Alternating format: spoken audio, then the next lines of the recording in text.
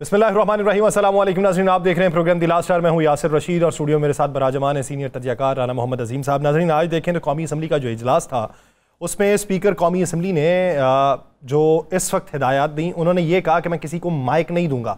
ये ऐसे वक्त में हुआ कि जब तलाल चौधरी साहब गुफ्तगू कर रहे थे तो इसी दौरान अपोजिशन ने हंगामा आराई की, शोर शराबा किया और माइक मांगने की दरख्वास्त की। आज के इस सेशन के अंदर जो गुफ्तगू शुनीद का मरकज़ो महवर था वो नहरों का मामला था और नहरों के मामले के ऊपर अपोजिशन जो है उसने ताबड़तोड़ हमले किए हैं। हुकूमत की तरफ से ये कहा गया कि हमने अभी तक इसकी मंजूरी नहीं दी। ये मामला ज़ेर बहस आया था, ज़ेर बहस आने के बाद इसके ऊपर मजीद गुफ्तगू शुनीद होनी है, अभी इसके ऊपर मजीद बहस तकरार होगी तब ये मामला चलेगा। एक्निक के इजलास का हवाला दिया गया, लेकिन इसमें माजी करीब के अंदर जो एक हुक्मनामा जारी हुआ था उसका भी हवाला दिया गया कि वो फिर क्या था, उसके ऊपर मुशावरत क्यों नहीं की गई, उसके ऊपर बाहमी इत्तफाक क्यों नहीं किया गया। तो इस मामले के ऊपर पाकिस्तान पीपल्स पार्टी जो है वो इस वक्त बहुत ज़्यादा दबाव का शिकार है, क्योंकि सिंध की अंदरूनी सूरत हाल देखें तो बहुत ज़्यादा प्रेशर इस वक्त बिल्ड हो रहा है। अभी हाल ही में जो एक जलसा था जिसके अंदर गुफ्तगू बिलावल भुट्टो जरदारी साहब ने की और उसी में पहली बार अगर मरकजी सतह के ऊपर कोई मंजर आम पे आया है तो जूनियर भुट्टो का मंजर आम पे आना, यानी मुर्तज़ा भुट्टो का, और वो आके उनकी गुफ्तगू जो है और फिर वो उस गुफ्तगू को लेके आगे बढ़ने की जो बातें हैं तो उसमें मुर्तज़ा भुट्टो का भी एक्स नज़र आता है, भुट्टो साहब का भी एक्स नज़र आ रहा है, फिर उसी खानवादे की बातें भी हो रही हैं, उसका कंपैरिजन भी चल रहा है। कोई ये कह रहा है कि भुट्टो का वारिस आ गया, कोई ये कह रहा है कि बिलावल भुट्टो जो है वो अब कमज़ोर पड़ जाएंगे सियासी तौर पर, कोई ये कहता है कि पाकिस्तान पीपल्स पार्टी को मज़ीद मजबूत करने की बातें हैं। लेकिन बिलावल भुट्टो साहब इस वक्त दुबई के अंदर मौजूद हैं। आसिफ जरदारी साहब के बारे में इतलात ये हैं कि वो रूबा सेहत हो रहे हैं। तो अब वफाकी हुकूमत के साथ मामला किस तरफ को जाएंगे? अपोजिशन इत्तेहाद तो एक तरफ, ये जो मामला है जिसके ऊपर अब बड़े पैमाने पर बहसो मुबाहिसे का आगाज़ हो चुका है, इसको लेके क्या होगा? हुकूमत मुखालिफ तहरीक जो है उस पर पाकिस्तान तहरीक इंसाफ के अंदरूनी इख्तलाफात को उमर अयूब साहब कहते हैं घर का मामला है, घर में ही हल कर लिया जाएगा और ये कोई बहुत बड़ा मामला नहीं है कि इसके ऊपर मरकजी सतह पे सिर्फ गुफ्तगू होने लगे, फॉरवर्ड ब्लॉक्स की बातें होने लगें। तो पाकिस्तान के इस पूरे सियासी मंजरनामे में बात करते हैं, राना साहब की तरफ बढ़ते हैं। राना साहब, आज का जो असम्बली का इजलास है उससे क्या नतीजा अखज़ करते हैं? बिस्मिल्लाहिर्रहमानिर्रहीम, अस्सलातु वस्सलामु अलैका या सय्यदी या रसूल अल्लाह, अस्सलातु वस्सलामु अलैका या सय्यदी या हबीब अल्लाह, ताजदार ख़त्म नबूवत जिंदाबाद जिंदाबाद। देखें यासर, आज असम्बली के इजलास की पहली और आखिरी बात पता क्या होनी चाहिए थी? जी, गज़ा के मुसलमान, रिफाक के मुसलमान। आज वहाँ बात होनी चाहिए थी कि क्या आलम इस्लाम कब जागेगा। आज बात होनी चाहिए थी कि इस्लाम के ठेकेदार जो हैं वो कब निकलेंगे। आज बात होनी चाहिए थी कि जहाद की तरबियत, नारे, लेक्चर देने वाले आज कहाँ बैठे हैं। आज बात होनी चाहिए थी कि हम जितनी भी इस्लामी रियासतें, 57 इस्लामी रियासतें जो हैं जिनमें से बहुत सी रियासतें दावा करती हैं कि हमारे पास एटमिक कुव्वत है, आज पूछना चाहिए था, आज बात होनी चाहिए थी क्या वो इकट्ठी हैं। आज एक आवाज़ जानी चाहिए थी। यासर, मुझे तो समझ नहीं आती, आपको शायद समझ आ रही हो, जिस दिन से ईद से एक दिन पहले से लेकर आज तक आपने वो लाशें हवा में उड़ते देखी है ना, आपने वहाँ पर ज़िंदगी ख़त्म होते देखी है ना जी, आपने करबला का मंजर देखा है ना जी। क्या हम क्या कहें? या जो इस पर खामोश है वो इसको समझता है कि सुपर पावर के साथ है। क्या है, क्या समझा? क्या आज के इजलास में नहरों पे तो बात हो गई, आज के इजलास पे बाकी चीजों पे बात हो गई, क्या ये हमारा मसला नहीं है? क्या क़िबला अव्वल को वो जंग किस चीज की है? क़िबला अव्वल की पासबानी की। तो उसकी ये हमारा हक नहीं है? हम उम्रे और हज करके आ जाते हैं, क्या यही हमारे लिए काफ़ी है?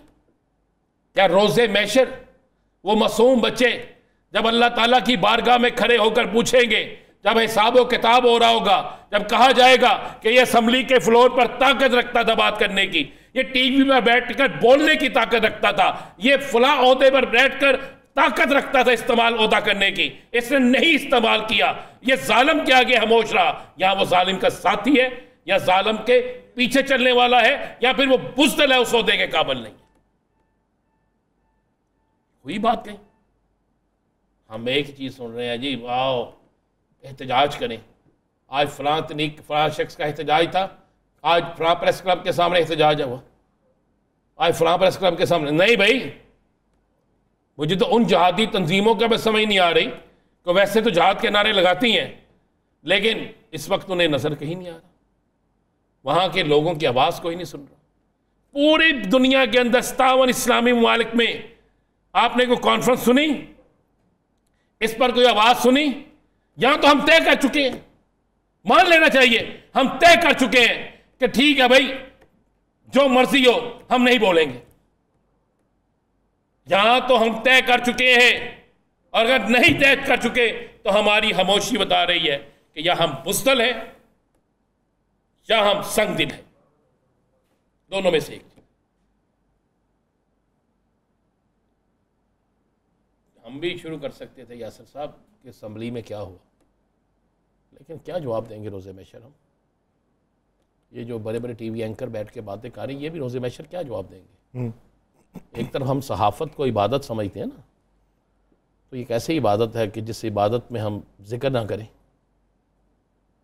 ये कैसी इबादत होगी जिस इबादत में हम मुनाफ़कत करें? ऐसी तो नहीं हो सकता। आज मैं तो बड़ी उम्मीद रख रहा था कि आज कौमी असम्बली में एक भरपूर तरीके से पहली करारदाद यही पेश होगी, पहली आवाज़ यही जाएगी। नहीं गई? आप, मुझे तो नहीं पता, आपने सुनी है? खामोश करारदादें माजी करीब में पेश की गई, आज तो कोई उस पर तज़किरा नहीं। तो आज जो हालात हैं, ऐसे हालात पहले थे। आज तो सिसकियों की आवाज़ आना भी बंद हो गई है।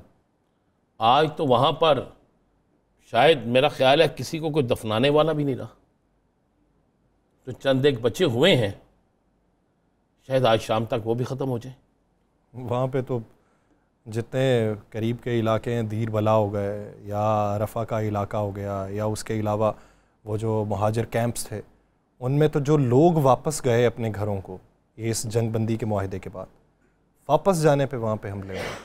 मैंने आज एक सहाफ़ी से, हमारा IFJ का बड़ा मुतहर्रक सहाफ़ी है, मैंने उससे पूछा तो उसने जो बात मुझे बताई, मेरे सेक्रेटरी जनरल साहब भी चूँकि IFJ के ऑफिस किए हुए हैं, मेरा एक पीक एक्ट पे लेटर लेके जो 3 मई को पूरी दुनिया में पीक एक्ट के ख़िलाफ़ एहतजाज हो रहा है, शकील साहब वहाँ पे गए हुए हैं। तो मैंने उससे पूछा कि आपने वहाँ पे ड्यूटी दी है, क्या सूरत है? उसने कहा कि अब वहाँ पर इंसानी सांसें जो हैं, अब उनकी आवाज़ भी नहीं आ रही। ये लफ्ज़ अदा किया उसने, कहा इंसानी सांसों की भी आवाज़ें नहीं आ रही। गैर मुस्लिम है वो।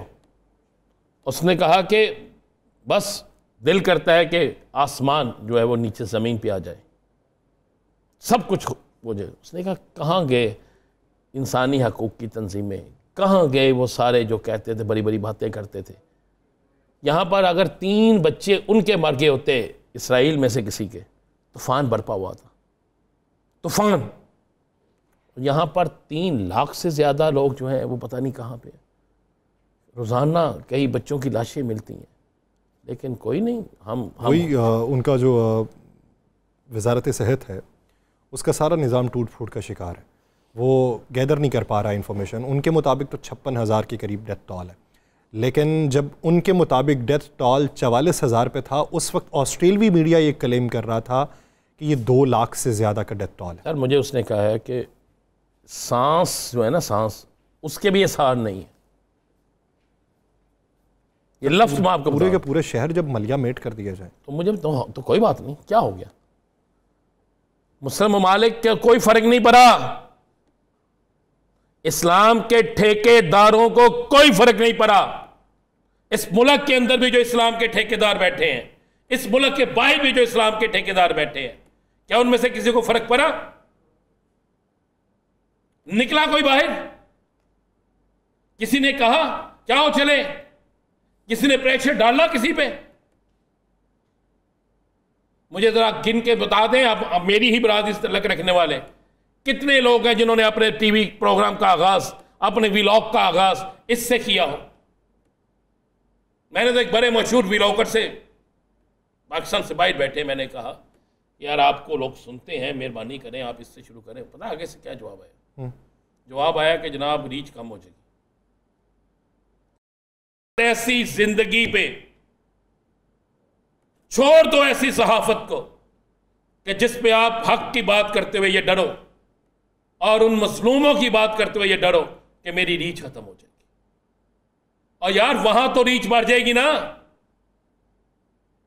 मैंने जो 29वीं रमजान की दुआ थी ना, मैंने मदीना मुनव्वरा में गिर गिराते हुए लोगों को और मस्जिद नबवी के इमाम को खत्मुल कुरान पे और 27वीं शब पे फलस्तीन के लिए जिस तरह रोते देखा।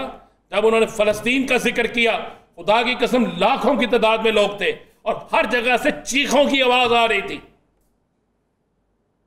बेशक वो 10 मिनट के लिए थे, वो आधे घंटे की दुआ थी, वो पौने घंटे की दुआ थी, लेकिन लोग सिसकियां ले रहे थे, रो रहे थे। अरबी में मांगे वह जानब दुआ, चाहे किसी को अरबी आती या नहीं आती, लेकिन जब वो फलस्तीन का लफ्ज सुनता था, मसलूमों का लफ्ज सुनता था, तो खुदा के हुजूर गिर गिराता था। और यहां पर तो यार ये भी नहीं हुआ। ईद पे कितने लोगों ने कहा, कितनी नमाज आपने ईद की नमाज यहां पढ़ी है? मैं तो मदीना शरीफ में था। कितने लोगों ने किया होगा, जिक्र किया? कितनी मसाजिद के बाहर परचम लेके कोई गया? हम सियासत खेलते रहेंगे, चले।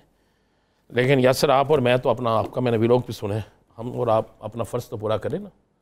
रोज़े महशर जब बारगाह रसालत में और बारगाह अल्लाह ताला में जब पेश हों, तो कम से कम ये तो कह सकें कि हमने कुछ ना कुछ तो किया।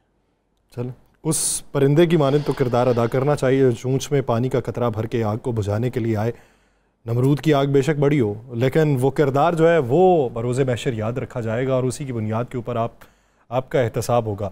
आपके पास ताकत मौजूद हो, आपके पास दुनिया के ऊपर हुक्मरानी करने के दावे तो बहुत मौजूद, अमली तौर के ऊपर अगर आप एक कदम ना बढ़ाएं, जालिम के ख़िलाफ़ मज़लूमों की सफ़ के साथ ना खड़े हों, तो फिर आपके लिए हिसाब देना बहुत मुश्किल हो जाएगा। नाज़रीन, दीगर मंजरनामे पर बात करेंगे एक शॉर्ट ब्रेक के बाद। कहीं नहीं जाएगा, स्टे विद अस।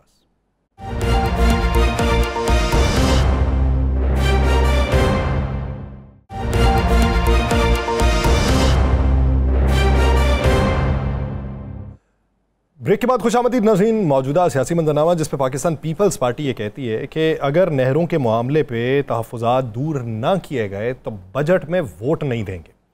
और ये एक सबसे बड़ा धचका इस वक्त वफाकी हुकूमत के लिए। बहुत से बयानात हो चुके हैं।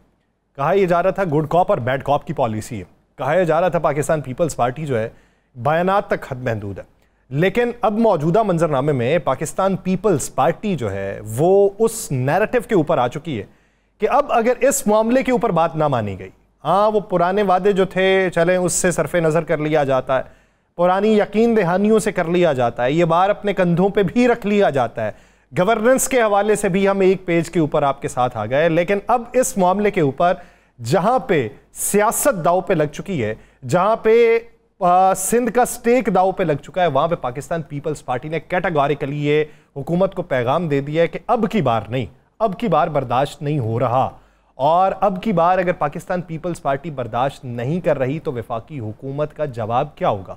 माजी करीब की तरह खामोशी इख्तियार की जाएगी या अब फिर वाज़े कोई जवाब देना पड़ेगा? और अब मुस्तकबिल की सियासत किस समत को रवां होती दिखाई दे रही है, इसी बारे में बात करेंगे। हमें ज्वाइन किया है पाकिस्तान मुस्लिम लीग नून के रहनुमा खेलदास कोहिस्तानी साहब ने।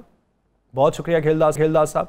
पाकिस्तान पीपल्स पार्टी के रहनुमा कादिर खान मंदोखेल साहब हमारे साथ मौजूद हैं। कादिर मंदोखेल साहब आपके भी मशकूर हैं। सबसे पहले खेलदास कोहिस्तानी साहब आपकी तरफ आऊँगा। बारहा मवाक़ों के ऊपर, पावर शेयरिंग के मौक़े के ऊपर, गवर्नेंस के मौक़े के ऊपर या और भी बहुत से मामला जिस पर पाकिस्तान पीपल्स पार्टी नाला हुई, बयानात दिए, फिर खामोशी इख्तियार कर ली गई, लेकिन आपकी तरफ से जवाब नदारिद था। अब इस मामले के ऊपर के जहाँ पे इस वक्त हीट बहुत ज़्यादा बढ़ रही है, क्या माजी करीब वाला ही तजर्बा अपनाया जाएगा, वही प्लानिंग है, या फिर इस बार कोई तब्दीली करना पड़ेगी आपको? बहुत शुक्रिया, और आपने एक अहम इशू पे मुझे बात करने के लिए मदऊ किया है। देखें, आपने पीपल्स पार्टी के चेयरमैन बिलावल भुट्टो साहब की जो 4 अप्रैल की स्पीच है वो भी सुनी है, जो उन्होंने इज़हार ख्याल किया, वहाँ पे खुल के बातें की।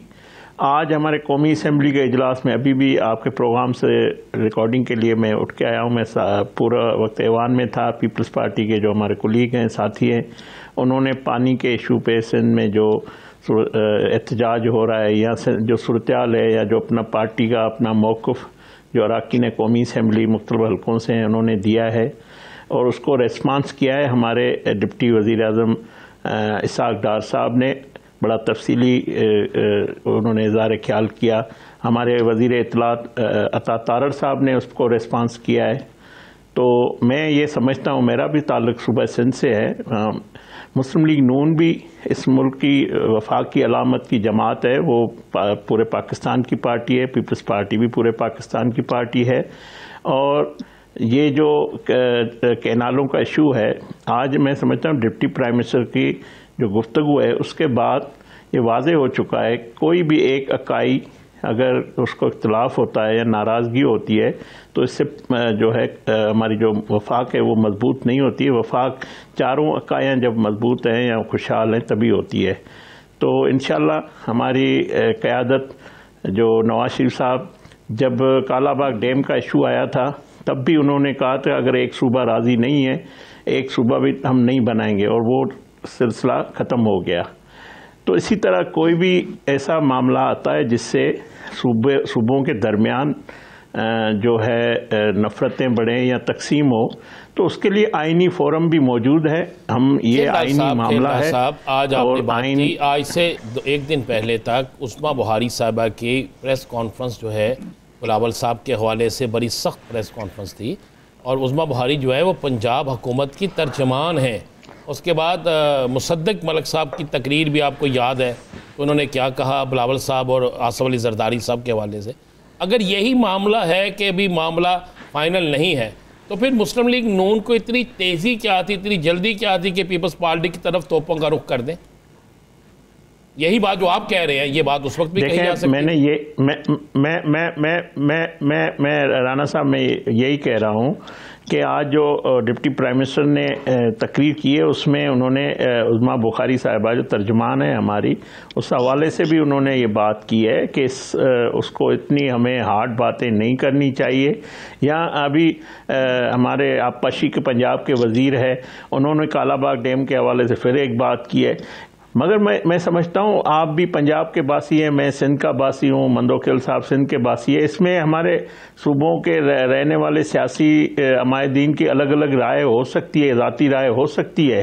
जिस तरह आप सेनेट के चेयरमैन यूसुफ रज़ा गीलानी साहब ने कहा कि हमें कैनालों पे इख्तलाफ नहीं है, मगर उस सिंध में उनकी या उनके पार्टी के चेयरमैन को या पीपल्स पार्टी की क़यादत को सख्त एतराज़ आते हैं। ये आधा हिस्सा था, उन्होंने कहा एतराज नहीं है लेकिन तहफ़्फ़ुज़ात हैं। मुखालिफत ना होना और तहफ़्फ़ुज़ात होना, ये देखें दो साथ साथ चीज़ें, और आप कह रहे हैं कि वो उन्हें यकसर ये एतराज़ नहीं है। नहीं, मैं वही कह रहा हूँ। देखो ना, मैं अभी टीवी पे बैठा हूँ, मैं भी मुस्लिम लीग का कारकुन हूँ, हिस्सा हूँ, पार्टी का हिस्सा हूँ, MNA हूँ, मैं वज़ीर जो है स्टेट हूँ, मगर मेरी राय अलग हो सकती है, ज़ाती राय मैं दे सकता हूँ, उससे पार्टी के जो मजमूई वो मौक़िफ़ नहीं हो सकता जिस तरह डिप्टी प्राइम मिनिस्टर ने। इस पे पूछ लेते हैं। मैं समझता हूँ बड़ा मैं आपको मैं समझता हूँ सदर ममलकत पे सब सिंध में जो एहतजाज हो रहा है वो भी तोपों का तीर उसके ऊपर है, या ये बात गलत है? सदर पाकिस्तान जो है वो एक इस तरह की कोई उनका इख्तियार नहीं है जो उनके मनसब का कि वो किसी को कोई मंजूरी दे दे। मगर इन चीज़ों से फ़ायदा नहीं होना है। हमें देखें, दो सूबों का आपस में या दो सूबों की राय है, अलग अलग मौक़िफ़ है, उस पर इख्तलाफ है, उसके लिए आइनी फोरम मौजूद है। मैं समझता हूँ सिंध की अवाम का जो एहतजाज है उसको एहतजाज को हमें एहतराम है, उनकी राय का हमें एहतराम है। हमेशा हमारी लीडरशिप, मैं पार्टी की क़यादत के लिए कह रहा हूँ कि वो कभी ऐसा काम नहीं करेंगे जिससे वफाक कमज़ोर हो, जिससे किसी सूबे में इख्तलाफ हो, क्योंकि हमारे लीडर भी पूरे पाकिस्तान, मुस्लिम लीग नून सिंध भी है, जैसे मुस्लिम लीग नून पंजाब भी है, KPK है, बलूचिस्तान सारे। खेल साहब, आप समझते हैं कि आज खेलदास साहब जो यकीन दहानी करा रहे हैं या डिप्टी वज़ीर आज़म साहब ने जो यकीन दहानी कराई है, इसके बाद ये मामला ठीक हो जाएगा? बिल्कुल ठीक नहीं होगा। ये बिल्कुल सफेद झूठ है, ये फरेब है, ये धोखा देने की कोशिश है। खेलदार साहब की बात से मैं इत्तफाक करता हूँ कि इनकी जाती बात हो सकती है, कादिर खान मंदोखेल की जाती बात हो सकती है, मगर उज़्मा बुखारी जो है ना वो पंजाब हुकूमत की तर्जुमान है। 15 करोड़ आबादी की वो तर्जुमान है पंजाब हुकूमत की, उसकी बात जाती तो नहीं हो सकती है। और ये पहली मर्तबा नहीं है, ऐसा लग रहा है कि उज़्मा बुखारी को खास हिदायत दी गई है कि आपने न तो बिलावल साहब को छोड़ना है, ना आपने जरदारी साहब को छोड़ना है। जितना झूठ हो सकते हैं वो आप पीटीआई को, जितना आप पीटीआई के खिलाफ बोलती हो इतना ही पीपल्स पार्टी के खिलाफ बोलो। आप मुझे बताओ, उज़्मा बुखारी साहबा भी एक वकील है, क्या मैं उनसे सवाल करूं, मैं भी कानून के तालिब इल्म, जो उन्होंने झूठ बोल रहे मीडिया पे कि आसिफ अली जरदारी साहब ने परमिशन दी, उसकी दस्तखत है, क्या ऐवान सदर की उस प्रेस रिलीज को तोड़ मड़ोड़ करके या डिस्कशन को वो मंजूरी कहती है? तो मुझे फिर अफसोस है इनकी तर्जुमानी के ऊपर और उनकी वकालत के ऊपर। आप मुझे बताओ कौन सा सेक्शन, कौन सा आर्टिकल में आसिफ अली जरदारी साहब के पास इख्तियार है कि वो नेहरू की परमिशन दे? यानी आप उस प्रेस रिलीज को जो तोड़ मरोड़ के या एक डिस्कशन हो गई होंगी उसके ऊपर आप ज्यादा जो है ना वो इनसार कर रहे हो, और खुद बकलम में खुद आसिफ अली जरदारी साहब ज्वाइंट सेशन से खिताब करते हुए शायद पाकिस्तान की तारीख में पहला मौका है जो सदर मुमलिकत जो है ना वो ज्वाइंट सेशन में एक इशू के ऊपर वो खुल्लम खुल्ला मुखालफत कर ले। तो मैं कहता हूँ ये दोगलापन है, ये मुस्लिम लीग नून को फायदा नहीं देगा। खुद खेलदार साहब इसी सूबे का है, इनके सीनियर नायब सदर शाह मोहम्मद शाह साहब बाकायदा प्रेस कॉन्फ्रेंस कर चुका है, वज़ीर आज़म को खत लिख चुका है कि हमें ये नामंजूर है। और फिर दूसरी बात ये कि आप किसके एजेंडे पे ये बयानात दे रहे हो, आप किसके एजेंडे पे, आपके बजट में आपने कोई 2-4 करोड़ रुपए रखे एडीपी में, आपकी टोटल लागत जो है ना 218 अरब रुपए है पंजाब हुकूमत ने जो तखमीला लगाया है। आप मुझे बताओ 218 अरब के बजाय 2-4 करोड़ जो आपने एडीपी में रखा है उस पे आप कैनाल तामीर करेंगे? आपने 24-25 जनवरी 2025 को जो इरशान ने लेटर इशू किया है नेहरू के हवाले से, आज सिंध हाई कोर्ट ने उसके ऊपर स्टे दे दिए, उसको रोक दिया है। तो ये सारी चीजें का मतलब क्या है? आप एक एहतियाती होने का या बड़े भाई होने का तो आप काम नहीं दे रहे हो।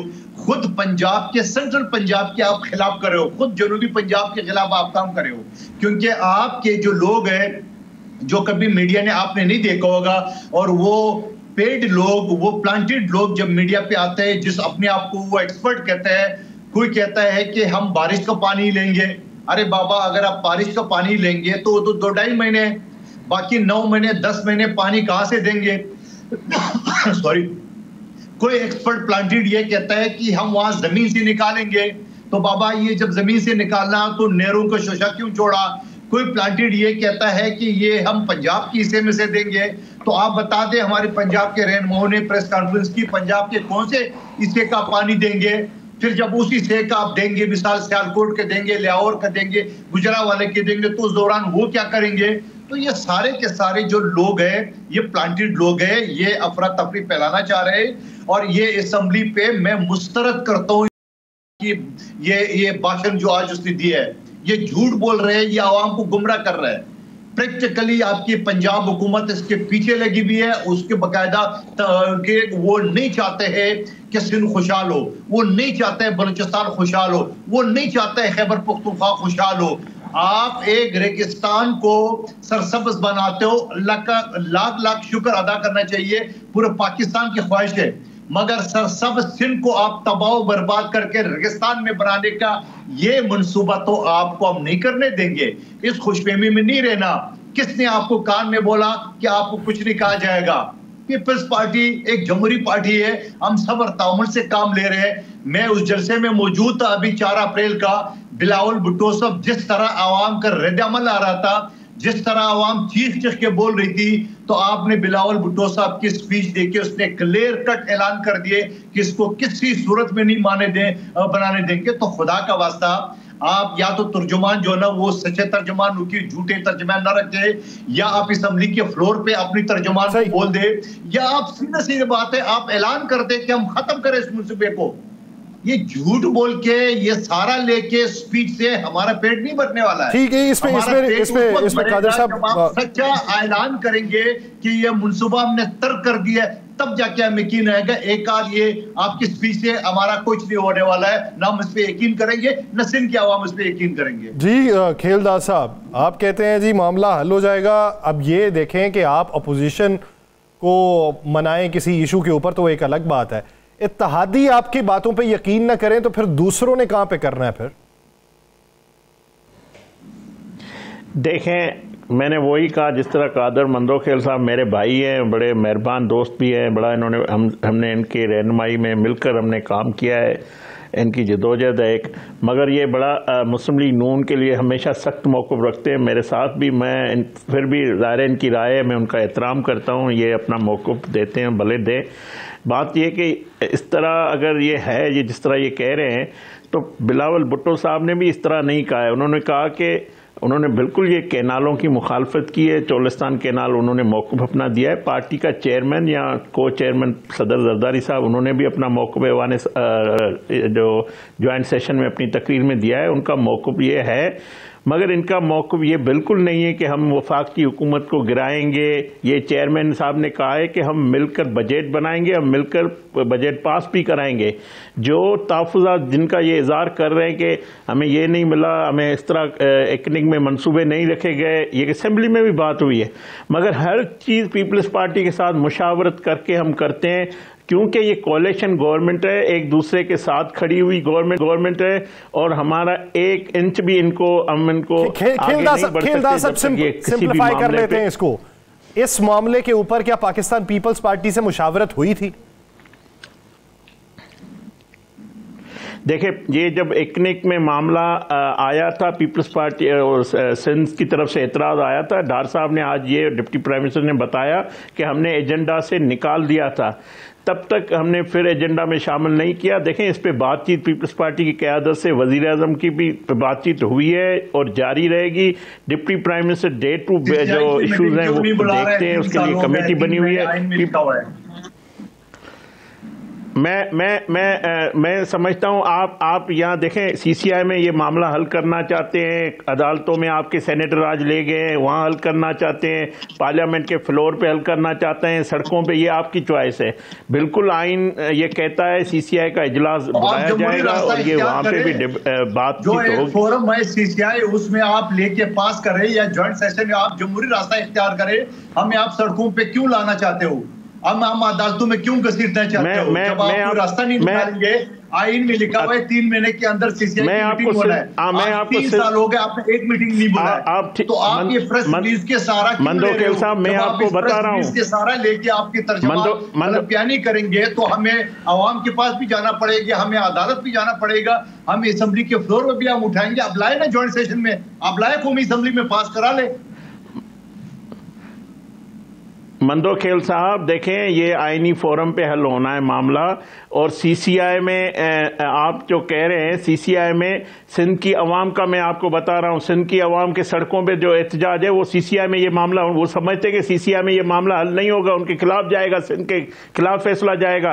आपके साथ बलोचिस्तान हुकूमत भी नहीं खड़ी होगी, KPK हुकूमत भी नहीं खड़ी होगी। जो PTI एहतजाज सड़कों पर, आज भी आपने देखा PTI वाले भाग गए जब इतने बड़ा हसास मामला था, अहम इशू पे पीपल्स पार्टी ने बात करना शुरू की, PTI भाग गई थी। हालांकि कल भी कराची प्रेस क्लब पे थी, सिंध में भी वो इंतशार के लिए अपने झंडे लेकर लोगों को गुमराह कर रहे हैं, मगर इस फोरम पे वो भाग गए। खेलदार साहब, आप इस गुमराही को खत्म कर दें ना, आप इस गुमराही को खत्म कर दें, और जिस तरह मंदोखेल साहब कह रहे हैं, ऐलान करवा दें कि ये मंसूबा नहीं होगा। राना साहब, हम जरूर करेंगे, हम कोई ऐसा काम नहीं करेंगे जिससे पीपल्स पार्टी या सिंध की आवाम को नाराज किया जाए। हम ऐसा कोई काम करने नहीं जा रहे, ना ये पाकिस्तान के मुफाद में है, ना इस हुकूमत के मुफाद में, ना अवाम के मुफाद में। दूसरी तरफ आप कहते हैं ये हल होगा, तो आप ऐलान कर देना। आप दो बातें करो खेलदार साहब, एक तरफ आप कहते हैं सीसीआई में आपके अगेंस्ट उठाएगा, कोई बात नहीं, आप बुलाए तो सही, और दूसरी बात आप ये कह रहे हैं कि नहीं बनेगा तो नहीं बनेगा, तो वज़ीर आज़म ऐलान कर दिए मंसूबा नहीं बनेगा। मैं यही कह रहा हूं, देखें ना, आपकी लीडरशिप से हमारी लीडरशिप की बातचीत हुकूमत की जारी है, इस पे बातचीत हो रही है। वजीर आला मुराद अली शाह से डिप्टी प्राइम मिनिस्टर की बात हुई है, उन्होंने यकीन दिलाया है उनको कि कोई ऐसा हम एक तरफा फैसला नहीं करेंगे।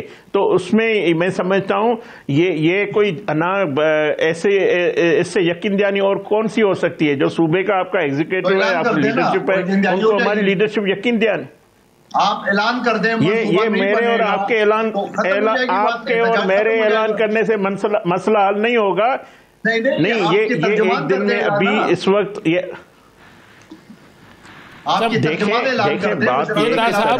खेलदार साहब आज बड़ा अहम इशू था। आज मैं एक सवाल करना चाहता हूँ। आपने कहा कि बड़ा अहम इशू था और इस पर किसी भी सियासी जमात को बाइकाट नहीं करना चाहिए था। क्या इस आज अहम तरीन इशू पर वजीर आजम को पार्लियामेंट में नहीं होना चाहिए था?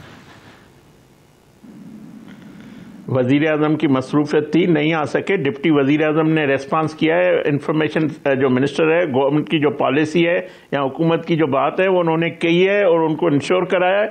और मैं यही कह रहा हूं कि आइंदा भी ये बात होगी। हम ऐसा कोई एकतरफा फैसला करने नहीं जा रहे, ना करेंगे।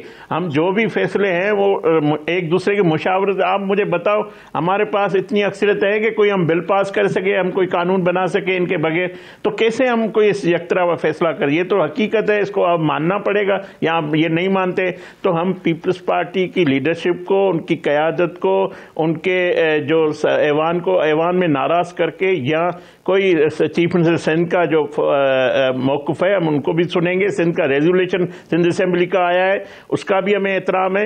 तो ये कहना कि अभी आप मेरे कहने से, आपके कहने से कुछ नहीं होना है, ये आईनी मामला है, आईनी फोरम पे हल होगा इंशाअल्लाह। खुशअस्लूबी से हम हल करेंगे। कोई ऐसा एक काम नहीं करेंगे जिससे पाकिस्तान में मजीद। आज भी चल रहा है नहरों के ऊपर, तो काम आज भी चल रहा है, बगैर बजट के चल रहा है, बगैर बिल्कुल नहीं चल रहा है। आपके वजीर आला, मंदोखेल साहब, आपके वजीर आला की क्लिप में आपके वजीर आला कह चुके हैं काम नहीं हो रहा है। या आप अपने वजीर आला पे एतमाद करें या मुझ पे करें या आप अपनी बात करें। आपका वजीर आला सिंध में, मैं कहता हूँ नहीं चल रहा है, मैं कहता हूँ नहीं चल रहा है। नहरों का काम अभी आगाज नहीं हुआ है, नहीं हो रहा है। मैं ये बता रहा हूँ नहीं हो रहा है। मैं ये कह रहा हूँ नहरों का काम शुरू नहीं हुआ है। जब तक एकनेक मंजूरी नहीं देती, मैं समझता हूँ ये मंसूबा स्टार्ट नहीं हो सकता। हाँ, एक पंजाब की हुकूमत, निगरान हुकूमत में ये कहा गया कि हम बनाएंगे, ये हुकूमत पंजाब का मौक़िफ़ है, हम अपने हिस्से से बनाना चाहते हैं, मगर उसका मकसद ये नहीं कि नहरें काम बनना शुरू हो गई है, बिल्कुल नहीं। आपके कोई फिर सवाल ये है कि अगर ये बनना नहीं शुरू हुआ, अभी मुशावरत मुकम्मल नहीं हुई, तो फिर एलोकेशन क्यों की फंड्स की पंजाब ने, एडीपी में?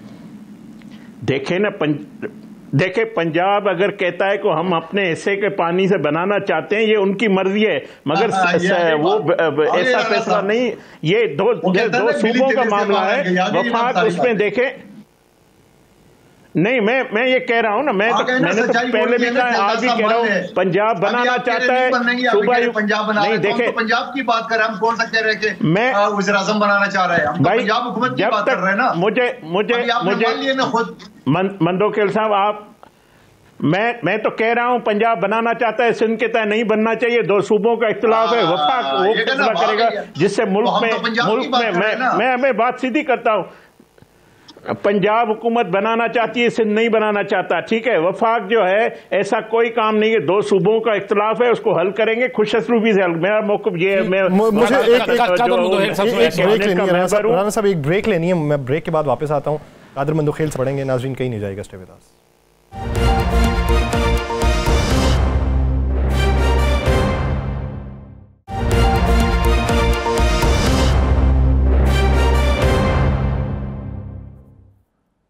ब्रेक के बाद खुशामदीद नाज़रीन, गुफ्तगू चल रही है। कादर खान मंदोखेल साहब की तरफ बढ़ते हैं। कादर मंदोखेल साहब, वो कह रहे हैं कि पंजाब का अपना हिस्सा है, पंजाब ने एलोकेट किया है, अब वफाक मंजूरी देगा तो वो होगा काम। अब इतने वो वजाहतें पेश कर रहे हैं, मानते क्यों नहीं आप? देखिए, ये बड़े सादा आदमी है और सच्चाई इसने बयान कर दी है। एक तरफ तो ये कह रही साफ डार ने यकीन दहानी करा दी है, दूसरी तरफ कहता है कि उस्मा बुखारी जो है ना वो पंजाब की है, और फिर खुद मान लिया भाई हम कौन सा कह रहे हैं इस्लामाबाद बना रहे हैं, हम तो कह रहे हैं पंजाब बना रहे हैं। तो जब पंजाब बना रहे हैं, पंजाब के तर्जुमान का बयान आपके सामने है, फिर इसहाक डार की बयान पे हम कैसे यकीन करेंगे? और फिर हमारा तो शिकवा ही यही है कि पंजाब जो एक्सपर्ट उन्होंने टीवी पे आके ला के बिठाया है, जिनको देख के उनको एक्सपर्ट का नाम दे के वो कोई कहता है कि हम पंजाब के हिस्से का मांग रहे। फिर हम जब सवाल करते हैं कि पंजाब के हिस्से में सियालकोट का, गुजरांवाला का किस हिस्से का देना चाह रहे हैं, जब उस हिस्से का आप देंगे तो वो क्या करेंगे? फिर बात मोड़ लेते हैं कि नहीं जी हम जमीन में से निकालेंगे। अरे बाबा अगर आप जमीन से निकाले तो नहरों को क्या जरूरत थी? फिर कहते हैं नहीं जी जो बारिश के सीजन में, फिर हम सवाल उठाते हैं जब बारिश की सीजन तो 2-2.5 महीने है, बाकी 9-10 महीने पानी आप कहां से देंगे? तो ये इनकी सारी बयानात एक दूसरे के साथ नहीं मिल रहे। मैं ये कहता हूं कि ये न सिर्फ सिंध के खिलाफ है, वो पंजाब के भी खिलाफ है, सेंट्रल पंजाब के खिलाफ है, जनूबी पंजाब के खिलाफ है, यहाँ पे बलूचिस्तान के खिलाफ है और पुख्तनख्वा के खिलाफ है। और फिर केलदा साहब कह रहे कि CCI की मीटिंग अगर बुला ली है तो आपको बलूचिस्तान और पुख्तनख्वा वोट नहीं देंगे, ये कैसे पता उनको? और फिर अगर ये ऐसी बात है तो आप ले तो सही ना, आईन में लिखा हुआ है कि 3 महीने के अंदर मुश्तरका मुफादात कौंसिल की मीटिंग बुलानी होती है, ये लाजमी है। आज 3 साल हो गए, एक मीटिंग आप नहीं बुला रहे, तो आप बुला लेना। अगर वो हमारे खिलाफ फैसला देते फिर हम दूसरा फैसला करेंगे। फिर हमारे पास सड़कें भी खुली है, हमारे पास हुकूमत अपोजिशन बेंचों में भी बैठने के रास्ते, हमारे पास 10 रास्ते हैं। सवाल ये कि आप, मैं माजरत के साथ ये लफ्ज इस्तेमाल करूं, ये दुगली पॉलिसी आपकी नहीं चलने वाली है।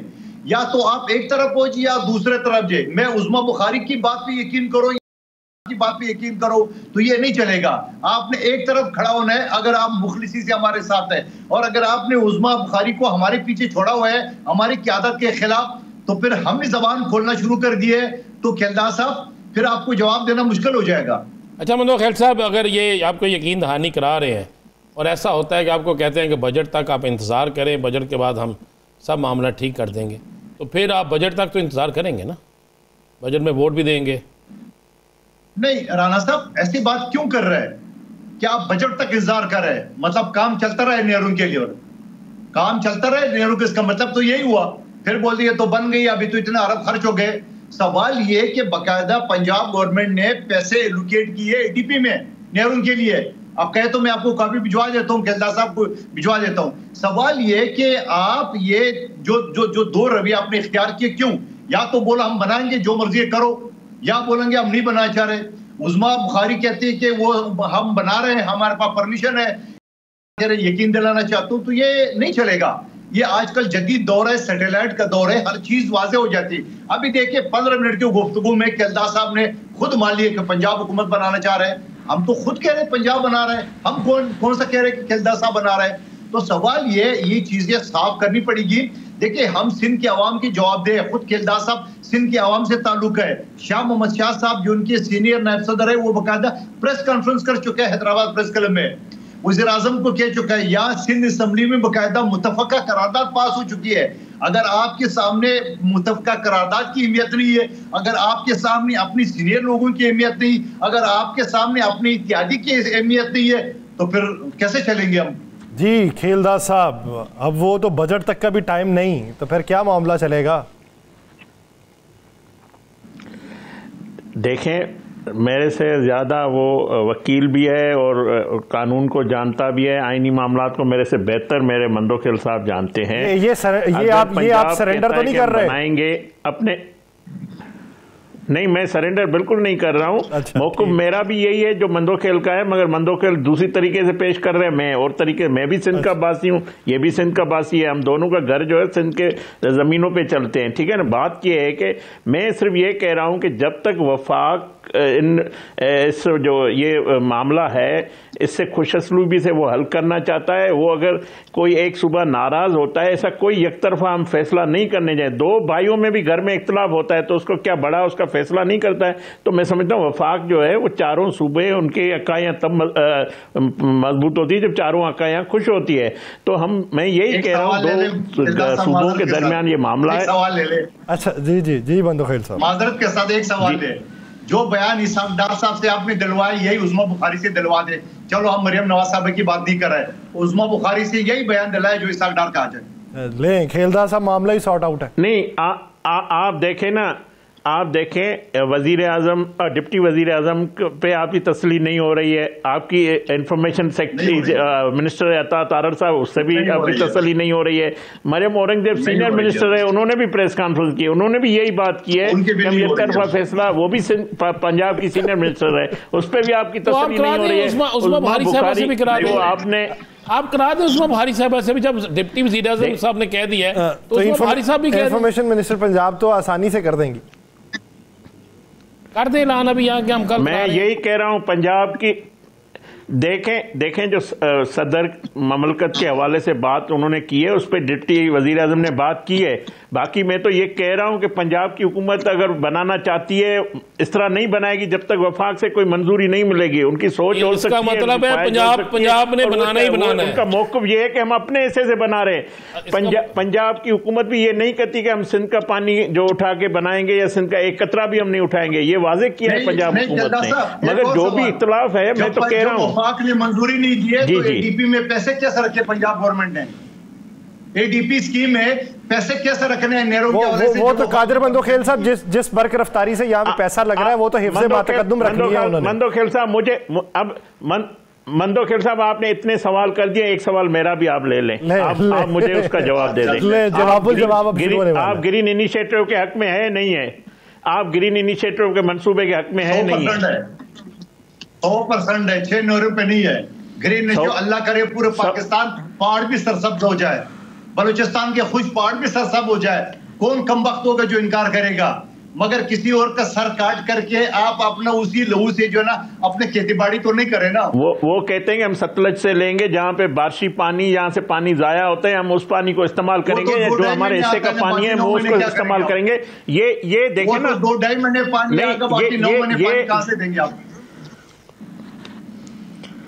आप देखें ना, आप यही मामला आप आईनी फोरम पे है, इनके पास टेक्नोलॉजी 9 महीने पानी भी निकल आएगा, बातचीत में नहीं कर सकते है टेक्नोलॉजी, जिस हुकूमत के पास हर किस्म की टेक्नोलॉजी है।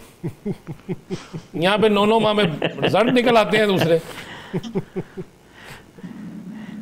राना साहब आप भी अपनी राय दे दे।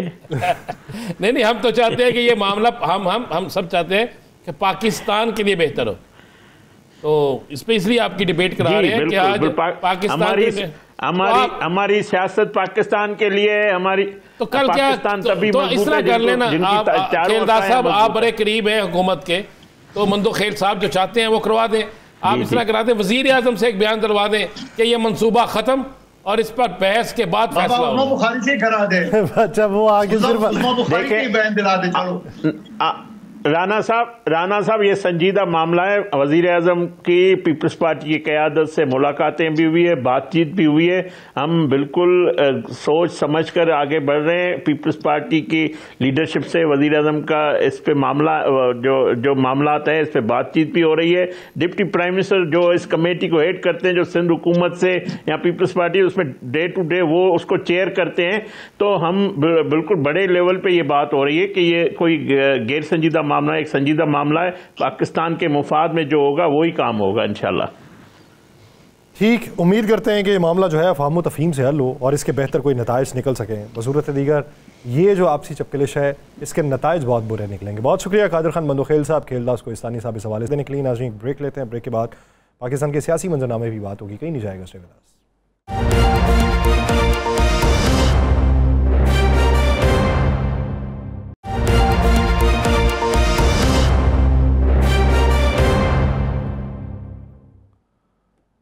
ब्रेक के बाद खुशामदीद नाज़रीन। पाकिस्तान तहरीक इंसाफ की बात करें तो इख्तलाफात में एक दूसरे पर इल्ज़ामात की बौछार इस वक्त दिखाई दे रही है। एक तरफ उमर अयूब साहब तो कहते हैं कि घर का मामला है, घर में सुधार लिया जाएगा, लेकिन दूसरी तरफ अगर देखा जाए तो मरकज़ी क़यादत जो है वो अली अमीन गंडापुर साहब के निशाने पे है। अली अमीन गंडापुर साहब के बारे में बेशुमार और लोग बहुत सी बातें कर रहे हैं। बानी PTI की रिहाई के लिए बैक चैनल मुज़ाकरात की भी बातें हो रही हैं, उसके कुछ नताइज अभी तक निकलते हुए दिखाई नहीं दे रहे। लेकिन इस पूरे मंजरनामे पर अब जो ग्रैंड अपोजिशन अलायंस बनना है उसमें क्या रुकावट है, अभी तक पेशरफ्त क्यों ना हो सकी और संजीदगी क्यों नहीं दिखाई जा रही, इसी बारे में बात करेंगे। हमें ज्वाइन किया पाकिस्तान तहरीक इंसाफ के सीनियर रहनुमा शौकत यूसुफजई साहब ने। शौकत यूसुफजई साहब बहुत शुक्रिया आपके वक्त का। शौकत यूसुफजई साहब, फजल रहमान साहब को ये कहना पड़ जाए कि PDM अभी तक टूटी नहीं हुई, उसका सरबराह अपोजिशन में बैठा हुआ है, तो ये तो एक वाज़े तौर पे इशारा है कि अभी तक पाकिस्तान तहरीक इंसाफ के मामलात JUI फेस से ठीक नहीं हुए। क्या वजह है, क्यों नहीं ठीक हो सके? कौन किरदार अदा कर रहा है कि ये ना ठीक हो सके? बिल्कुल बहुत शुक्रिया।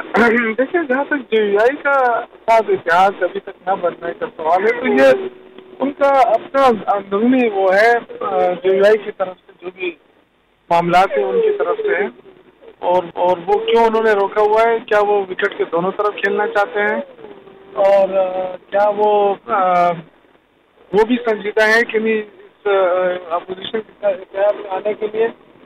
ये बहुत बड़ा वो है। सिर्फ अकेला ये नहीं है कि तारीख इंसाफ संजीदा नहीं है, तारीख इंसाफ की तरफ से तो हमेशा ये कहा गया कि हम इतिहाद चाहते हैं, और कुछ जो इश्यूज हैं जो JUI ने भी उठाई है, हमने भी उठाया है, और उन्हीं इश्यूज के ऊपर हम इतिहाद कर सकते हैं।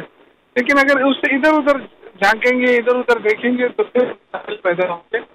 और जैसे कि डी खान के हवाले से बात होती है, अली गंडापुर साहब के बयानात के हवाले से बात होती है, तो ये चीजें तो चलती रहेंगी जब तक इतिहाद नहीं बनता। कंस्टिट्यूंसी पॉलिटिक्स भी होती रहेगी और पार्टी पॉलिटिक्स भी होती रहेगी, तो ये चीजें तो साथ साथ चलती रहेंगी। लेकिन अगर संजीदगी के साथ मुल्क के जो हालात इस वक्त रुख के हुए, जिससे आम आदमी परेशान है, जिससे जो पार्लियामेंट की बालादस्ती मुतासर हो रही है, जिससे आईनी पाकिस्तान मुतासर हो रहा है, अदालती निज़ाम मुतासर, अगर इस सिस्टम को बचाने के लिए अगर सोचा जाए तो फिर बहुत सारे ऑप्शन आते हैं। लेकिन अब ये JUI को सोचना पड़ेगा कि वो कब और कैसे और कब तक ये फैसला कर लेगी कि वो इतिहाद में शामिल होना चाहती है। अच्छा शौकत भाई, तहरीक इंसाफ के अंदर इख्तलाफात इस कदर बढ़ चुके हैं कि अब हर दूसरा शख्स जो है वो कोई ना कोई बयान जारी कर देता है। जब वक्त मुत्तहिद होने का था उस वक्त ये मुंतशिर या उस वक्त ये मुतशिल होना ये कहाँ तक दुरुस्त है? इससे क्या कप्तान की रहाई जो है उस पर फ़र्क नहीं पड़ेगा? देखिए, इस वक्त तकरीबन तमाम मीडिया का फोकस इस बात पे है कि तहरीक इंसाफ में शायद ग्रुपबंदी हो गई है और बहुत बड़ी रुकावटें हो रही हैं। अब देखिए, तहरीक इंसाफ में ग्रुपबंदी हो नहीं सकती है। उसकी मेन वजह यह है कि किसी पार्टी के किसी लीडर के पास इतना पावर भी नहीं है, ना इतनी पॉपुलैरिटी है कि वो अलग अपने सर्वाइवल कर ले। तो जितना भी अगर वोट भी है तो इमरान खान का है, चाहे वो जेल में है, जहाँ भी है, लेकिन वोट इमरान खान का है, लोग इमरान खान की तरफ देखते हैं। इसलिए अगर कोई छोटे मोटे इख्तिलाफात नजर भी आ रहे हैं ना, तो ये कोई माने नहीं रखते हैं। मुझे नहीं ख्याल है कि इससे तहरीक पे कोई असर पड़ता है या पार्टी के ऊपर कोई असर पड़ता है, क्योंकि आज भी अगर इमरान खान ऐलान कर दे और वो तारीख दे दे तो मेरे ख्याल से लोग तो निकलेंगे, क्योंकि पार्टी के वर्कर जो है ना वो चार्ज है। पार्टी के वर्कर जो है वो उनको गुस्सा भी है, दोनों तरफ गुस्सा है। एक जो हुकूमत जो ज्यादतियां कर रही है उस पर भी है, और जो पार्टी के लीडर एक दूसरे के खिलाफ बयानात दे रहे हैं उस पर भी है। तो मेरे ख्याल से ये पार्टी लीडरशिप को खुद अभी देखना पड़ेगा कि वो जो कुछ कर रहे हैं क्या इससे पार्टी को फायदा हो रहा है। हर बंदा अपने गिरबान में देखे। और फिर मैं अगेन ये कहूंगा कि जो हमारी मरकजी लीडरशिप है, मैंने पहले भी रिक्वेस्ट की है कि पार्टी के अंदर डिसिप्लिन ले आए, और जो लोग वायलेशन कर रहे हैं या जो भी इस तरह के गैर जरूरी तौर पे पार्टी को नुकसान पहुंचा रहे हैं, आप एक्शन लें। तो कोई अब तक तो कोई ऐसा एक्शन नहीं लिया सिवाय जो वो है अपना मरवत, उस मरवत को तो पार्टी से निकाल दिया, लेकिन वो अभी तक उनको भी मतलब उस हवाले से जो रिजल्ट लेना था वो रिजल्ट तो मिल नहीं रहा। वो तो आज भी टीवी पे जा जाकर पार्टी के खिलाफ बोल रहा है। वो तो कहते हैं पार्टी में मौजूद एक मखसूस ग्रुप है जो लोगों को तकसीम कर रहा है। तो देखिए, अगर आप मेरिट के ऊपर फैसले नहीं करेंगे, मेरिट के ऊपर तो फिर तो उंगलियां भी उठेंगी, हर चीज आपको तंग करेगी। मैं ये कहना चाहता हूँ कि इस वक्त पार्टी बहुत मुश्किल दौर से गुजर रही है, और इमरान खान जेल में है। तो हमें एक संजीदा कोशिश भी करनी चाहिए, लेकिन एक हिकमत अमली के साथ आगे बढ़ना होगा। लेकिन शौकत यूसुफी साहब, बैरिस्टर गौहर साहब जो हैं वो गंडापुर साहब के बयानात पे इजहार तशवीश कर रहे हैं, मुस्तकबिल में खामोश रहने का मशवरा दे रहे हैं। तो आप मशवरा किसे देंगे? वही मशवरा जो बैरिस्टर गौहर ने गंडापुर साहब को दिया, या फिर बैरिस्टर गौहर साहब को कुछ मशवरा देंगे? देखिए, बैरिस्टर गौहर साहब को अभी तक शायद यकीन नहीं हो रहा है कि वो पार्टी के चेयरमैन है और बहुत बड़ी पार्टी के चेयरमैन है। और चूंकि उनके जाहिर है उनकी मसरूफियात ज्यादा थी या क्या वजह थी कि वो पार्टी के अमूर पे ज्यादा फोकस नहीं कर सके, और इसलिए कोई इधर बयान दे रहा है, कोई उधर बयान दे रहा है। देखिए, पार्टी की एक हिरारकी होती है और पार्टी में मेरिट पे फैसले होते हैं, मेरिट पे ओहदे दिए जाते हैं। तो मेरे ख्याल से अब तो कम से कम हमें इस बात को तस्लीम कर लेना चाहिए कि हमें मुश्किलात आ रही हैं और बहुत ही कभी कभार जो डिसीजंस हुए हैं वो बहुत ही उससे पार्टी को नुकसान ही हुआ है। तो अब जाके क्योंकि हमारा काज तो यही है ना कि हम अपने लोगों को रिहा करवाएं। इमरान खान, हमारे जो शामत कुरैशी साहब हैं और जो चौधरी साहब, ये बहुत सारे लोग अभी भी जेलों में हैं, और चीबा साहब, तो मतलब उनके बारे में हमें सोचना चाहिए। सिर्फ इससे नहीं काम होगा, क्योंकि जो अदालती फैसले आ रहे हैं वो हमें पता है कि क्या किस तरह फैसले हो रहे हैं और अदालतें क्या कर रही हैं। शौकत यूसुफ साहब, 6 तारीख को KPK में इमरान खान के हक में इनकी रहाई के लिए एक बड़े पुरजोर तरीके से नौजवानों ने अपना इजहार भी किया और एक्टिव भी हुए। तो आप क्या देख रहे हैं कि बहुत जल्द कोई बड़ी तहरीक आप चलाने जा रहे हैं? मैं ये आपसे अर्ज कर रहा हूँ कि जो वर्कर्स हैं ना, वर्करों में बहुत ज्यादा तशवीश भी पाई जाती है, उनमें उनके अंदर जज्बा भी बहुत है। और अगर लीडर अपने आप को लीडर ना साबित कर सके और ये मोमेंट शुरू हो गई तो ये फिर बहुत ही बड़ी मोमेंट होगी। फिर इसको ना पार्टी कंट्रोल कर सकेगी और ना हुकूमत कंट्रोल कर सकेगी। तो इसलिए मैं चाहता हूँ कि जो हालात है इस वक्त मुल्क के, उसमें तो यही तकाजा है कि जो लीडरशिप है वो अपना रोल प्ले करे और आगे आए। इसलिए कि मुल्क में भी पार्टी के हालात भी तो मुश्किल में है, लेकिन मुल्क भी बहुत मुश्किल में है। तो हमें मुल्क का भी सोचना है, पार्टी का भी सोचना है, और जो लोग हमारे जेलों में बेगुनाह उनका भी सोचना है।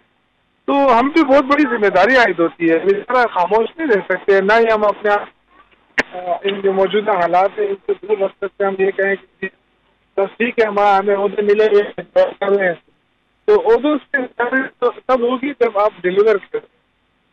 इस वक्त बहुत बड़ा खिला मुझे नजर आ रहा है, और जो बंदा आता है चाहे वो यानी कि इमरान खान से मुलाकात के लिए अगर उसको चांस मिल जाता है और वो आके बस सीधे प्रेस कॉन्फ्रेंस जाके फिर उसके बाद गायब, तो ये खला जो नज़र आ रहा है, इस खला को पुर करने की ज़रूरत है। पार्टी को भी इस वक्त ज़रूरत है मुत्तहिद होने की, एक पैगाम देने की, और मुल्क को भी ज़रूरत है और ज़िमन के अंदर किरदार बहुत मोहतात तौर पे अदा करना चाहिए।